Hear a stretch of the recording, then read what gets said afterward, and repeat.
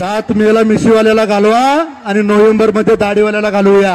अरे एका जरी बूथवर कालवा केलास, एका जरी बूथवर कालवा केला आणि माझ्या सामान्य कार्यकर्त्याला त्रास दिला, सामान्य मतदाराला त्रास दिला, लोकशाही हुकुमशाही तुझी चालून देणार नाही। शेखर गोरे वाटेल ती किंमत मोजल।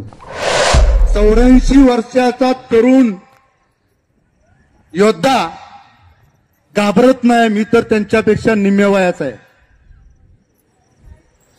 पवार साहेब घाबरत नाही तर शेखर गोरे घाबरला असं तुम्हाला वाटतंय का सांगा मित्रांनो। आंधळी जिल्हा परिषद गट हा माझा बालेकिल्ला असून तो अबाधितच ठेवणार असा ठाम विश्वास शिवसेना उद्धव बाळासाहेब ठाकरे गटाचे सातारा जिल्हा संपर्क प्रमुख शेखर गोरे यांनी व्यक्त केला।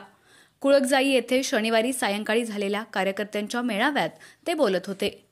यावेळी पुढे बोलताना ते म्हणाले की मी बराच काळ मतदारसंघात नसतो, परंतु माझ्या कार्यकर्त्यांच्या माध्यमातून जनतेची सेवा अविरतपणे सुरू असते।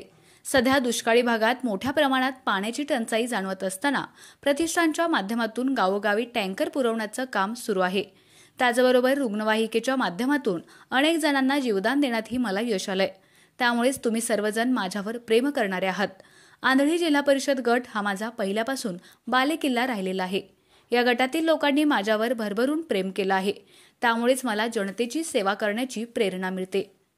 आम्ही जिल्हा परिषद गटातील आणि एकूणच मतदारसंघातील लोकांच्या अडीअडचणी सोडवण्यासाठी मी कटिबद्ध असल्याचं सांगत सर्वांनी आशीर्वाद दिले तर इथल्या स्थानिक आमदाराची दादागिरी मी मोडून काढू शकतो असंही ते म्हणाले। आमच्या कार्यकर्त्यांना डावलून आमदाराच्या कार्यकर्त्यांना झुकतं माप प्रशासनानं दिलं आहे। प्रशासनावर पूर्णपणे आमदारांचा अंकुश असल्याचं मत त्यांनी व्यक्त केलं। परंतु यापुढे मतदारसंघातील कार्यकर्त्यांना थोडा जरी त्रास झाला तरी आपण शांत बसणार नसल्याचा इशाराही त्यांनी या मेळाव्यात दिला। त्याचबरोबर रणजित निंबाळकर यांच्यावर त्यांनी जोरदार टीकास्त्र सोडत भाजपवरही टीका केली। रणजित निंबाळकर हे तासाला 1000 कोटी निधी माढा लोकसभा मतदारसंघाच्या विकासासाठी आणला असं म्हणतात। सरकारने त्यांना एकट्याला एवढा निधी कसा दिला, अख्ख्या महाराष्ट्राचं बजेट हा एकटाच घेऊन आला काय असा सवाल उपस्थित करत भाजपच्या संविधान बदलाच्या चळवळीवर त्यांनी जोरदार हल्ला चढवला। डॉक्टर बाबासाहेब आंबेडकरांनी लिहिलेलं संविधान बदलू पाहणाऱ्यांना मतप्रक्रियेतून जागा दाखवून द्या असं आवाहन येथे उपस्थित जनतेला केलं।